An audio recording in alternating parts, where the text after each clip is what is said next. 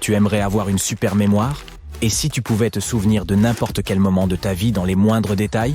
Supposons que tu te promènes dans la rue avec un ami et que tu entendes une chanson. Tu te souviens avoir entendu un fragment de cette chanson il y a 10 ans à la télévision? Pendant les vacances d'hiver dans les Alpes, tu te rappelles toutes les célébrations de ton anniversaire, toutes les fêtes de ta vie? Cela a l'air sympa, mais est-ce que c'est si bien de se souvenir de toute sa vie? Pour le savoir, prenons l'exemple d'une personne réelle. Voici Rebecca Sharrock de Brisbane, en Australie.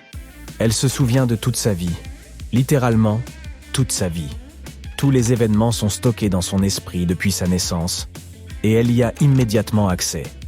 Elle se souvient que ses parents l'ont installée sur le siège conducteur d'une voiture pour une photo quelques jours seulement après sa naissance. Elle se souvient que la housse du siège et le volant ont éveillé sa curiosité. Rebecca se rappelle qu'elle a commencé à faire ses premiers rêves à l'âge de 18 mois. Elle ne distinguait pas les rêves de la réalité et pensait qu'elle quittait réellement la maison pour aller quelque part. C'est pourquoi elle voulait toujours que sa mère soit avec elle. Elle se souvient également par cœur d'un grand livre qu'elle a lu il y a de nombreuses années. Elle peut facilement se rappeler comment elle s'est couchée dans son lit, comment elle a regardé les jouets qui l'entouraient et comment sa mère s'est approchée d'elle pour la nourrir alors qu'elle ne pouvait même pas parler et marcher. Elle voit tout cela si clairement, comme si c'était hier. Elle se souvient non seulement des images visuelles, mais aussi des odeurs et même des sentiments et des sensations qu'elle a éprouvées à certains moments du passé. Pendant longtemps, Rebecca a vécu en étant persuadée que tout le monde avait une telle mémoire. Puis, à l'adolescence, elle a commencé à soupçonner que quelque chose n'allait pas chez elle. Elle a remarqué qu'elle se fixait sur certaines choses du passé bien plus que sur son environnement. Elle a assumé qu'elle souffrait d'un trouble mental et elle s'est sentie peu sûre d'elle à cause de cela. Mais elle ne savait pas à quel point elle était spéciale.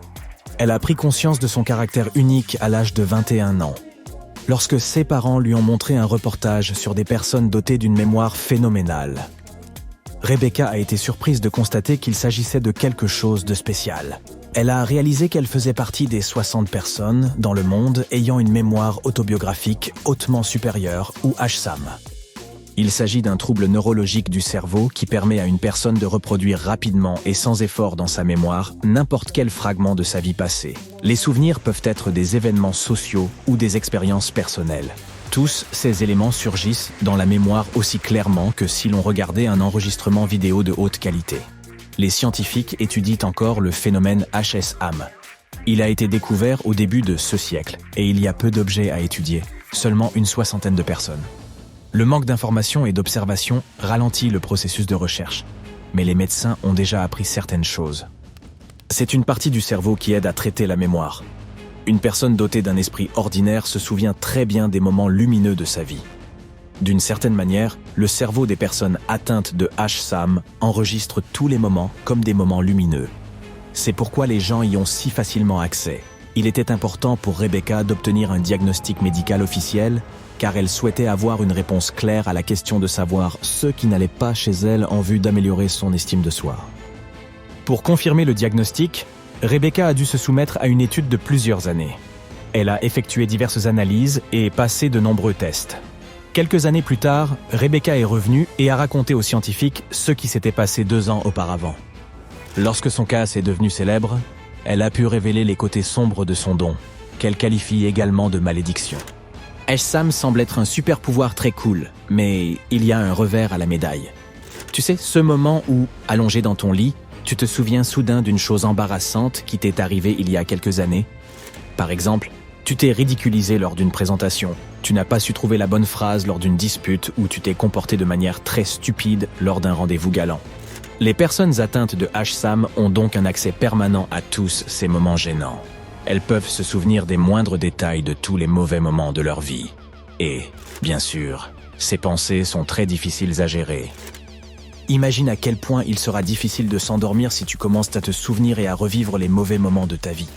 Il serait difficile de ne pas devenir fou après des années d'une telle vie. Et le problème ne réside pas seulement dans les détails visuels les plus mineurs, mais dans la reproduction répétée de sentiments et d'émotions.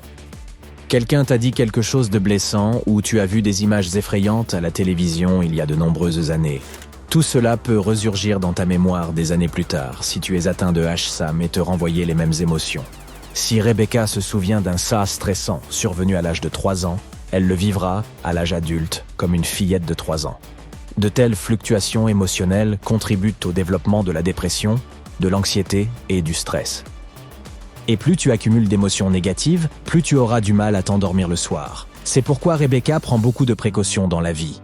Elle comprend que toute chose désagréable peut rester à jamais dans sa mémoire. Elle prend des médicaments pour contrôler les informations qui lui parviennent et consulte un thérapeute qui l'aide à éviter les mauvaises situations. Imagine que tu doives réfléchir à l'avance à chaque étape de ta vie. Dois-je regarder ce film ou non? Rentrer chez moi par un autre chemin? Est-ce que je devrais lire le fil de discussion de ce type sur Twitter? Cela te rend trop prudent et limite considérablement ta vie, car tu sais que ces moments resteront à jamais gravés dans ta mémoire. Peut-être que tu éviterais de prendre des risques pour ne pas échouer. Or, une telle vie réduit les chances de réussite à tous points de vue. Oui, c'est cool d'avoir un HSAM si tu es né dans une famille riche, que tu voyages beaucoup, que tu n'as pas de problèmes de santé, de troubles mentaux ou sociaux, que tout te réussit et que tu es toujours heureux. Mais soyons honnêtes, presque personne n'a une telle vie. Et même les personnes riches et prospères ont des problèmes. Certains individus atteints de HSAM affirment que leurs souvenirs sont bien organisés dans le cerveau, comme des livres rangés par ordre alphabétique sur une étagère. Mais la mémoire de Rebecca est chaotique. Son cerveau est rempli de soucis. Cela lui cause souvent des insomnies et des maux de tête. Peut-être est-ce dû au fait qu'elle a également un diagnostic confirmé d'autisme. Mais la vie de Rebecca ne s'est pas transformée en cauchemar.